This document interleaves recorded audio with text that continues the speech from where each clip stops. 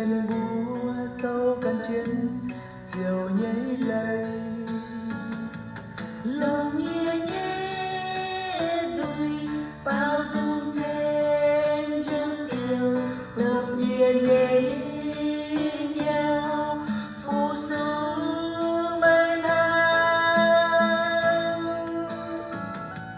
lòng nhẹ nhẹ bùa dạo mây nhẹ cùng quê du chiều nhảy búa cao lãng chia kỳ tù miền dâu cần chiến chiều nhẹ lấy chuột mình chun chiều như phiến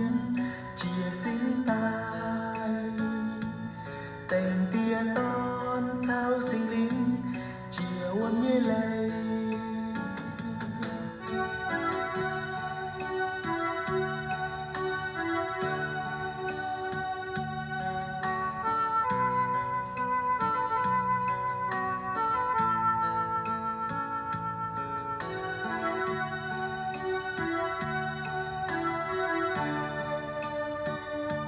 lòng nhẹ nhẹ rồi bao dung thêm nhau chiều lòng nhẹ nhẹ